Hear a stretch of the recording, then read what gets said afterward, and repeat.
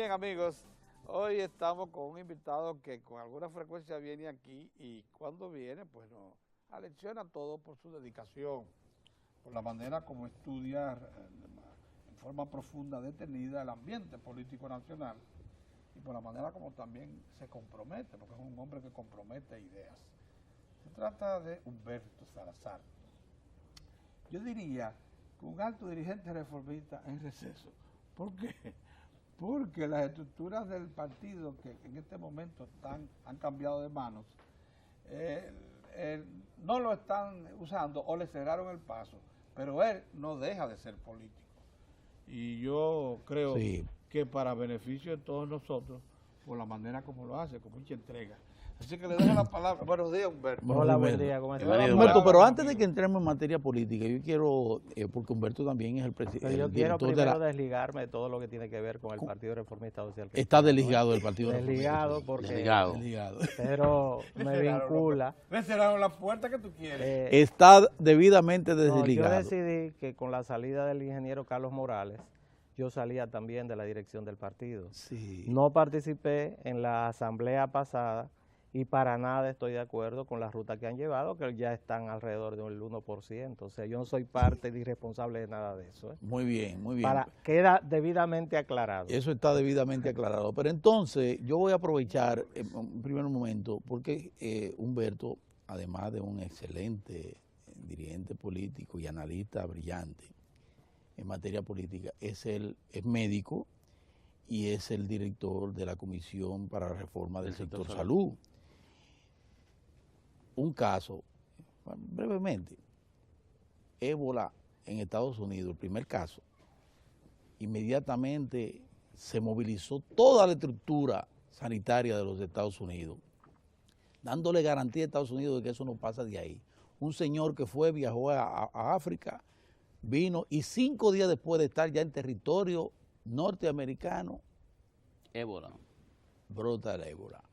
Te quiero decir eso porque ya en otras ocasiones hemos hablado de la situación de nuestra frontera y la vulnerabilidad de la República Dominicana en materia de ese tipo de cosas. Una reflexión más o menos con relación a ese caso, al ébola. Mira, la expansión del ébola en Occidente, en los países desarrollados, es muy difícil que haya una propagación como está ocurriendo en África. Es prácticamente menos cero la posibilidad de una expansión importante. En países desarrollados como Estados Unidos, España, Francia, etc. En Estados Unidos era esperable que apareciera algún caso, como es esperable en Inglaterra y en Francia. ¿Por qué? Porque son los 3 países que tienen mayor cantidad de contacto a través de vuelo aéreo con los lugares donde se está ocurriendo la epidemia.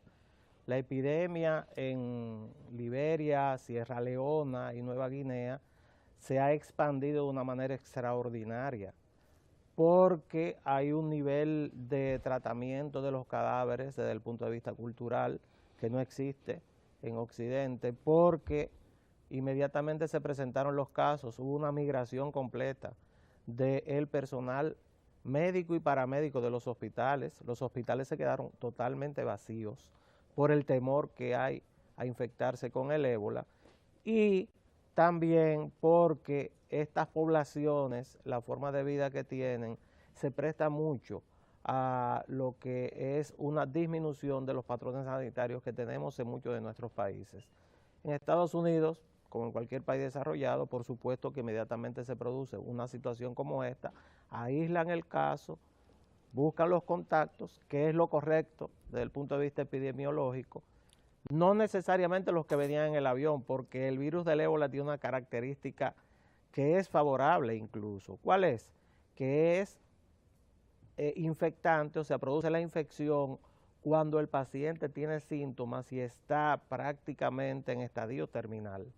O sea, un paciente, usted puede venir en un avión con un paciente infectado por ébola sin la enfermedad, y si usted no tiene contacto, incluso aunque tenga la enfermedad, con algún tipo de secreción de los que tienen o humores de los que tenemos los seres humanos, saliva, sangre, heces fecales, orina, usted no va a estar infectado, o sea, no se infecta por medio del aire. Entonces, nosotros creemos que aparecerán más casos, muy especialmente en uno de estos 3 países, o Estados Unidos, donde la persona que fue diagnosticada en el día de ayer llegó en un avión de Liberia. Recuérdese que Liberia es un territorio que fue poblado por esclavos norteamericanos que se devolvieron a esta parte de África en el siglo XIX y por lo tanto tiene una relación importante con los Estados Unidos. Francia... Hablan inglés, una buena parte Claro, de la bueno, no, el idioma oficial es el inglés, pero en Sierra Leona y Nueva Guinea es un área que fue colonizada por Francia, y al ser colonizada por Francia y posteriormente por Inglaterra, hay una relación íntima entre esta población y estos países, y por eso es que hay vuelos directos con ellos. Entonces no hay duda de que son los focos principales, y también España, aunque España es mucho más difícil. Porque en España no han aparecido casos, excepto los que han sido traídos en aviones, que son 2 misiones, bueno, 3 personas, 2 de ellos murieron ya, porque la migración a España se produce a través de la frontera con Ceuta y Melilla. Ceuta y Melilla quedan a orillas, frente al Mediterráneo. Pero en África. Pero en África. ¿Qué ocurre?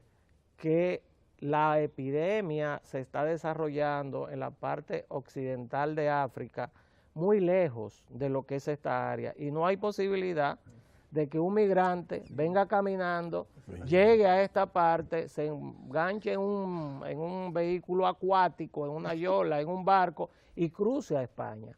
Por eso es que España no es un foco, a pesar de que está en alerta, por supuesto, porque es una alerta internacional, e incluso en la República Dominicana, pero las posibilidades de que llegue un caso de ébola a la República Dominicana son sumamente remotas.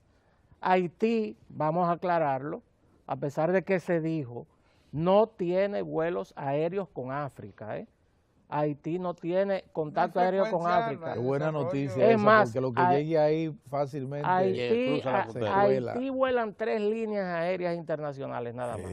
4, perdón. Ajá. Porque nosotros hicimos la investigación. Vuela American Airlines, vuela Delta Airlines, vuela JetBlue y vuela Air France, nada más. Eso quiere decir que las posibilidades y contactos con África no son vamos al ébola político ahora. No, sí. No, mira, tú me despertaste el interés. Sí. Ah, te desperté el interés. Mira lo que pasa. Este señor es al mismo tiempo el jefe de la Comisión de Reforma. Para que lo sepa. Salud, sí. El sector salud. Se están planteando temas interesantes. Permítame que aprovechar su presencia. Queríamos sacarle jugo político, pero es necesario entrar en esta situación. No, pero hay que echarle lo político también. Sí, es verdad. Pero nosotros estamos en un momento clave del desarrollo de los sistemas de salud. Sabemos que el experimento extraordinario que es el Sistema Dominicano de Seguridad Social, desde el 2003 a la fecha, ha transitado terreno fertilísimo y ha logrado establecerse, pero ha creado retos enormes. Uno de ellos es que todavía no tenemos establecido el primer nivel de asistencia y que todavía tampoco tenemos operada, ya definida, la red hospitalaria del Estado. Cuando esas 2 cosas faltan, la estructura de servicios tiene que ser deficitaria todavía, ¿o no? Mira, el Sistema Dominicano de Seguridad Social fue puesto en vigencia ya después de ser promulgada las leyes en el año 2001 por el gobierno del presidente Fernández con el Plan Básico de Salud en diciembre del año 2007. O sea, ya vamos a cumplir... Sí. Perdimos 6 años. Claro, ya vamos a cumplir 7 años en este diciembre de que el Plan Básico de Salud comenzó a desarrollarse. ¿Cuáles son los logros que hemos tenido? Bueno, nosotros pasamos una población asegurada de un 7%, y en el día de hoy tenemos el 55% de la población que tiene un seguro, o en el régimen contributivo o en el régimen subsidiado. O sea, eso es un paso de avance enorme, porque a pesar de que en el régimen contributivo muchos de los servicios tienen que ser copagados, usted tiene una garantía de acceso al sistema sanitario. Y en el régimen subsidiado, a pesar de que la red pública tiene serias deficiencias todavía, también tiene una garantía de que por lo menos en forma mínima va a tener un servicio de salud. ¿Cuál es el principal problema? Bueno, hay dos retos principales que tienen que ver con lo que usted dijo. En primer lugar, si es verdad que tenemos un 55% de la población asegurada, entonces también es cierto, por exclusión, que tenemos un 45% no asegurada. Y estamos detenidos en el 55%, mientras cerca de 5 millones de dominicanos no cuentan un seguro de salud. O sea, un reto es la universalización. Exactamente. El camino hacia la universalización, que el 100% de los dominicanos tengan un carnet que les garantice acceso y servicios mínimos sanitarios en una cartera de servicios previamente definida. Y en segundo lugar, el gran reto es la sostenibilidad financiera del sistema. Salud es una industria, hay personas que no les gusta que se hablen estos términos, porque plantean que salud es un servicio que hay que dar en forma obligatoria, con calidad, pero como si no costara nada, y eso no es cierto. Salud es una industria que incluye un servicio de hotelería dentro de clínicas y hospitales. De primera calidad. Totalmente, un servicio de hotelería, Sí. O sea, sábanas, comida, ropa limpia. De primera calidad. De primera calidad. Incluye también un servicio médico donde el profesional de la salud es una parte más de todo un entorno que incluye enfermeras que no pueden estar ganando 7,000 pesos mensuales. No se da servicio Una así. barbaridad.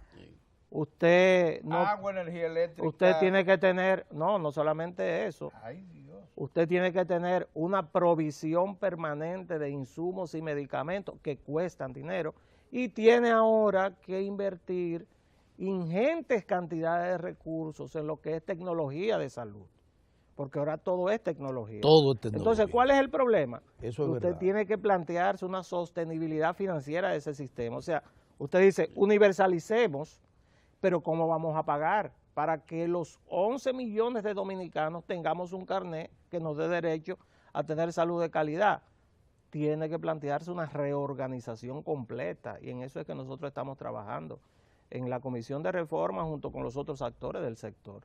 Y esa reorganización pasa por la Ley de Servicios Públicos de Salud. Yo se lo pido claramente a mis amigos del Congreso, a Reinaldo Pared Pérez, a Cristina Lizardo, a los Abel. del Senado, porque está en el Senado, El Senado. a Rojas Canaán, A que es Rojas el presidente de la Comisión de Salud.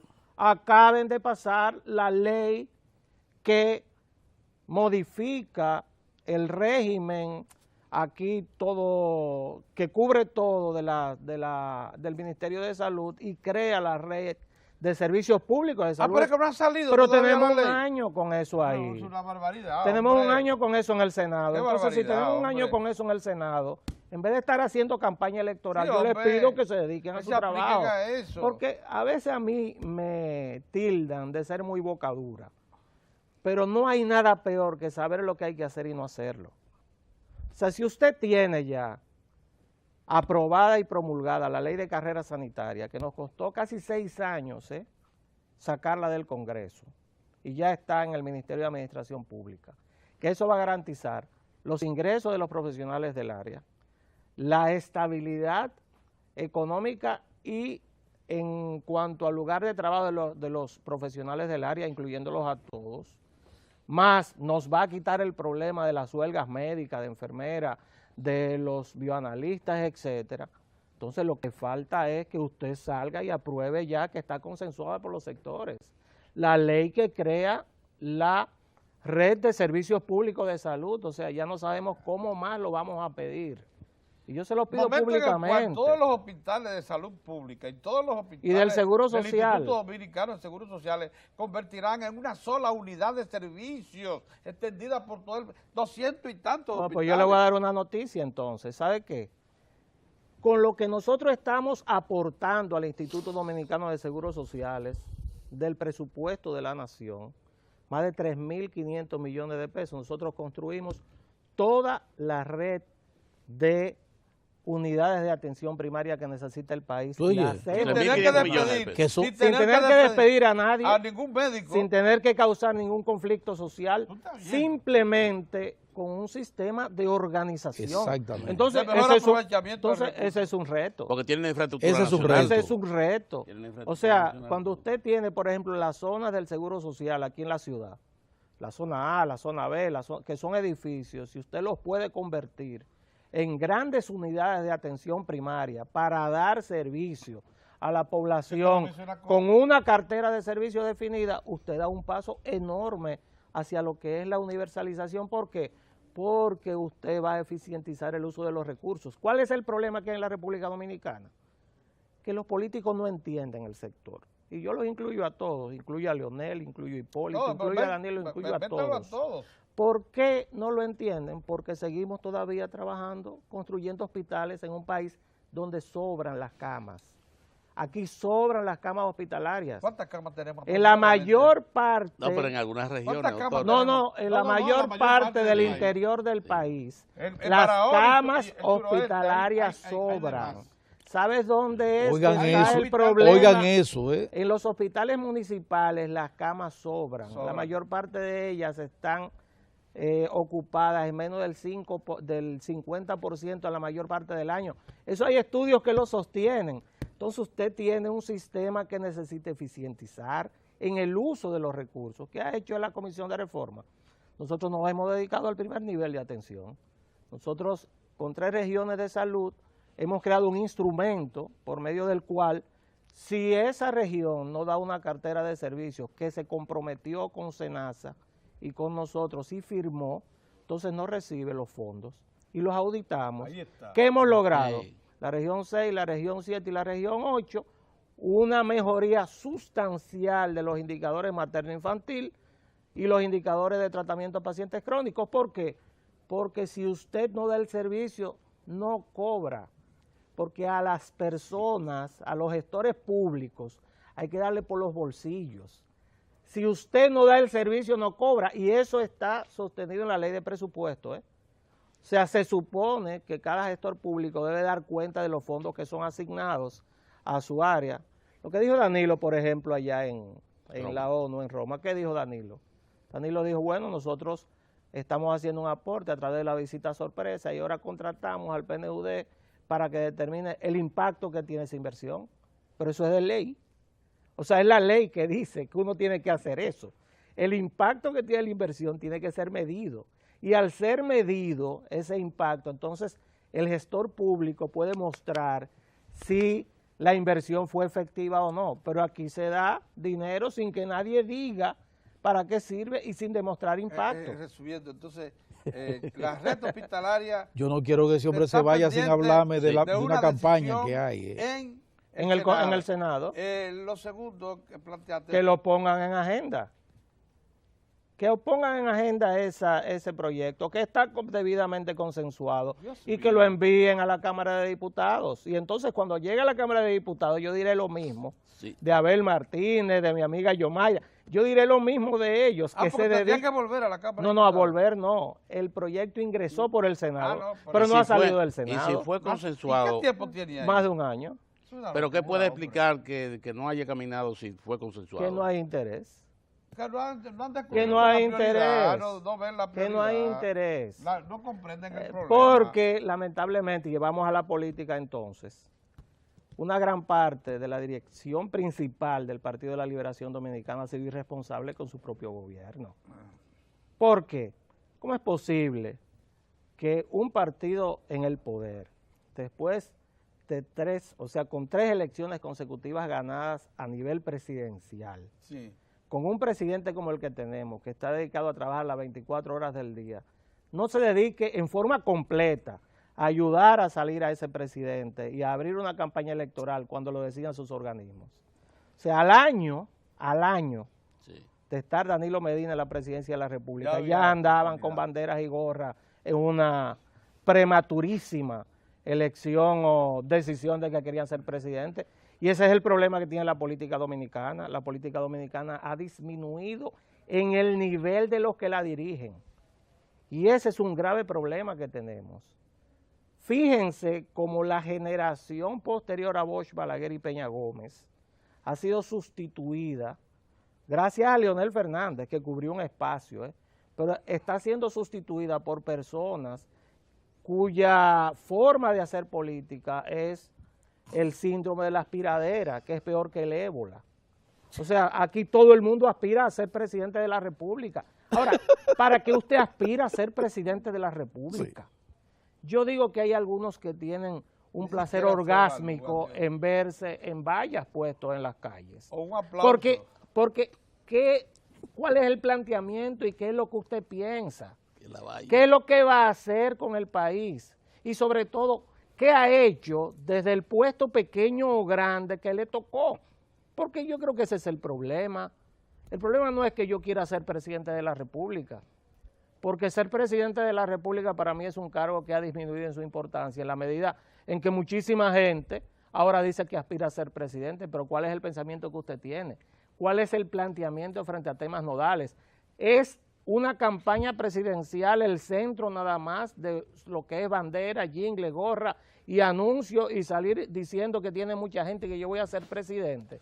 ¿Para qué usted quiere ser presidente? Entonces, es un grave problema que tiene el PLD. Humberto, ébola político. Mira, hay una campañita, muchas veces abierta, otras veces solapada, pero una campaña al fin, dirigida a socavar el sistema de partido político en la República Dominicana.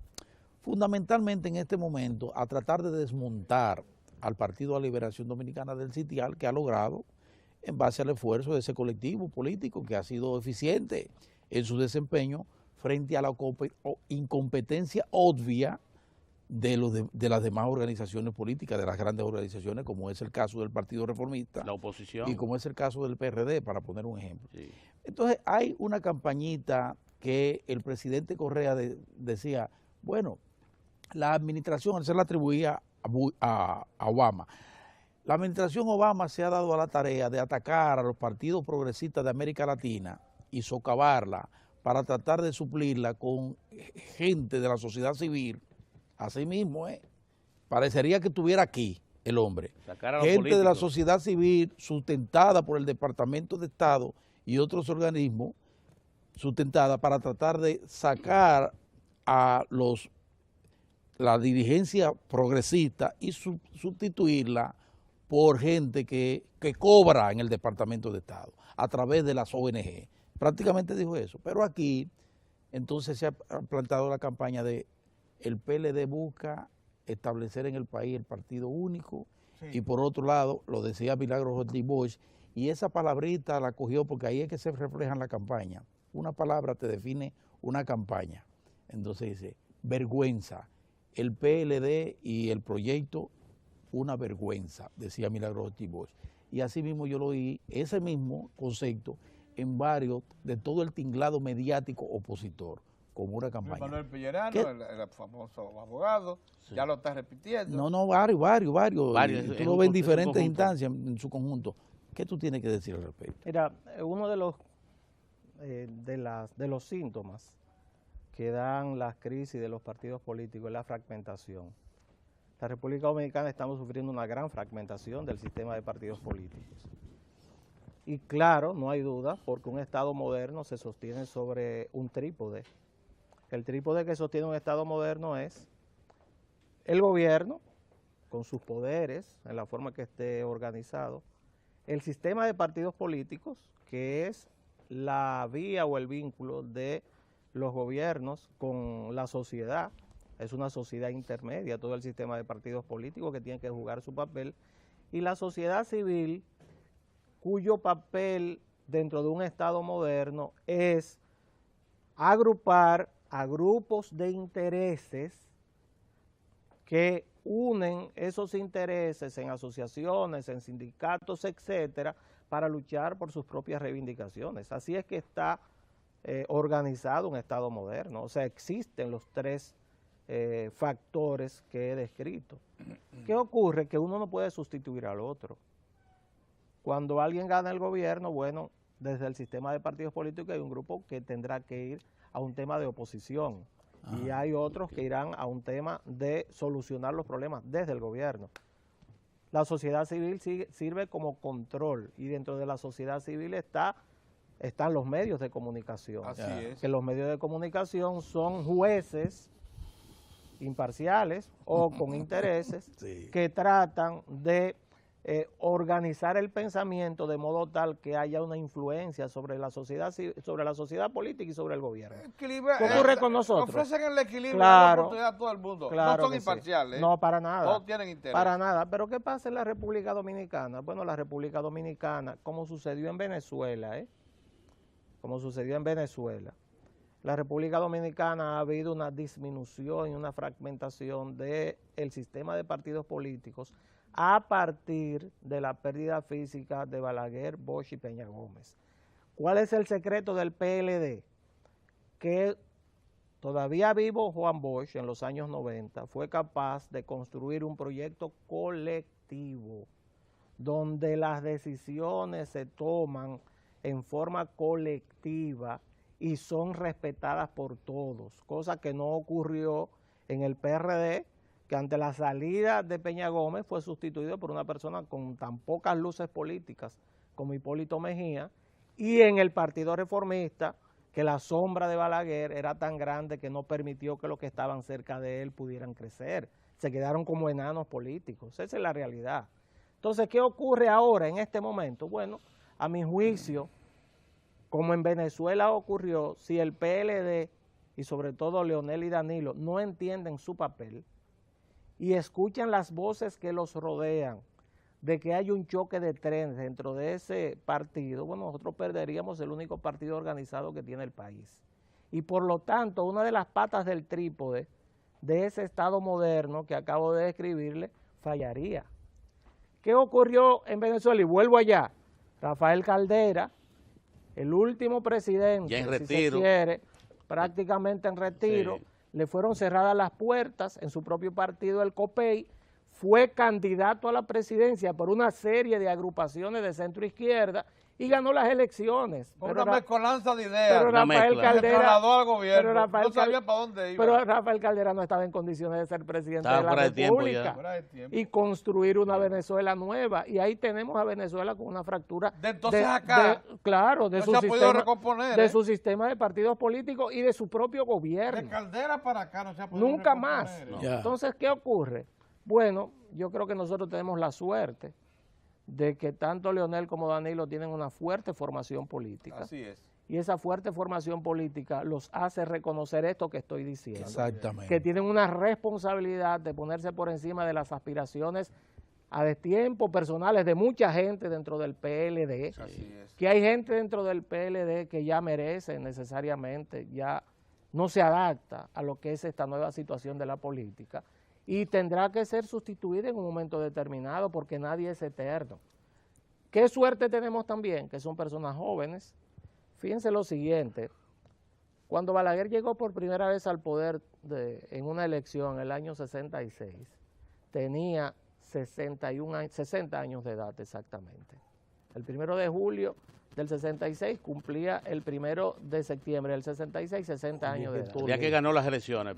Cuando, Exacto. Tenía 60 años de edad. 60 Leonel años. Fernández ya tiene 3 periodos como presidente y tiene 60 años de edad. O sea que ahí hay una ventaja comparativa en cuanto a lo que es el manejo de todo lo que son los instrumentos de poder. En buen estado de salud. Que, En buen estado y de Danilo salud. Medina tiene 62 años de edad.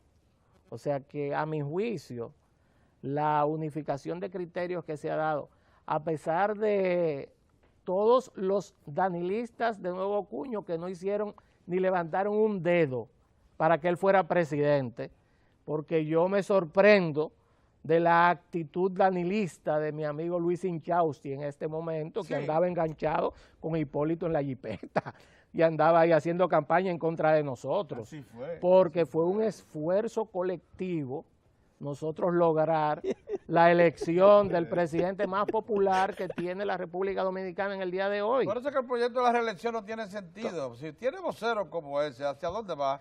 Entonces yo creo que, y esa es la esperanza que tengo, de que tanto Leonel como Danilo se están poniendo por encima de todo lo que hay a su alrededor, que para mí son pasiones desbordadas de personas que no van a llegar a la presidencia de la República. Yo tengo más de 30 años haciendo política y yo aprendí en la oficina de un amigo, que es una lección de vida que me dio y que nunca voy a olvidar, que cada persona en la actividad política tiene un papel y un techo, y usted tiene que trabajar para conseguir el techo que tiene, pero que cuando llega a ese techo no intente subirse por encima de lo que le corresponde, porque si usted trata de subirse por encima de lo que le corresponde, simplemente se va a caer. Por eso le llama Mahatma Gandhi solo tenía 2 niveles, 1 y 2. Y ustedes dicen por qué, si tenían recursos, no, dos niveles. Sí. Entonces, como usted tiene un perfil, por ejemplo, como el que tiene Humberto Salazar, usted no puede plantearse ser candidato. ¿Por qué? Porque yo me he desarrollado en esto que estamos haciendo aquí, en lo que son los medios de comunicación. Entonces, mi función principal es tratar de comunicar lo que he aprendido y tratar de decir lo que he aprendido en la experiencia que tengo en mis años haciendo política. Así es. Esa es mi función principal. A la población, porque nosotros somos una población desde el punto de vista político joven. Trujillo nos secuestró por 31 años. Y no pudimos desarrollar todo un pensamiento. Entonces, de allá para acá, que estamos en esfuerzo de consolidar este experimento, a pesar de que nosotros montamos un proceso democrático en el 66, todavía hoy es un experimento que sigue consolidándose. Y démosle la gracia, don Pedro, a el concepto leninista de formar un partido que tuvo Juan Bosch, donde el centralismo democrático fue una escuela desde los círculos de estudios. Sí, señor. Y gran parte de las personas que dirigen hoy el PLD fueron formados en ese concepto de tener un partido organizado de modo tal que pudiera encabezar un proceso político. Hablamos de eso, O sea, un partido organizado que no necesariamente tiene que estar alrededor de una figura, de esta visión absolutista que viene del siglo XVIII, XIX. Yo creo que este proceso democrático se ha sostenido en base a eso. Si no, hubiéramos caído en las rebatiñas internas que caracterizan el resto de los partidos políticos de la República Dominicana. Lo que dijo Leonel en Nueva York es la realidad, pero lo copió de Balaguer, que lo vio, ¿cuánto? 16, 20 años antes que él, en el año 96. El camino bueno y el camino malo. La expresión de Balaguer de decir, hemos cerrado el camino malo porque el camino malo es el caos y el desorden. Sí. Eso está en el discurso del Frente Patriótico. Eso está ahí. Sí. O sea, estamos cerrando el camino del caos y el desorden. Por eso es que Hipólito le monta ese espectáculo de mal gusto allá. Fue Hipólito y su gente. Claro que sí. Lo que le montaron el espectáculo de mal gusto en Nueva York, porque ya se sienten totalmente identificados como fuerza de retraso. Bueno, lo que ocurre es que eso es un plan. Sí. ¿Usted ha visto ese tema en algún medio serio? No. Usted no ha visto ese tema en ningún medio serio. Ese es un tema donde arman un barullo fuera del país. Eso está en Acento y 2 o 3 sitios más que se han convertido en persecutores de Leonel. Totalmente. Sí. Pero gracias a Dios. No está. Todos los grandes líderes tienen ¿Qué minuto más bien aprovechado con Humberto? A mí me encanta cuando gracias, Humberto. Porque mire cómo nosotros pasamos revista, temas como el ébola, sistemas de salud en la República Dominicana y el ébola político en pocos minutos, pero ya con una brillante. Lalo, Pero Lalo entiende, Lalo estaba gozando, estaba chequeando, claro. Bueno, Lalo, anoche yo me acosté lo mismo que el señor.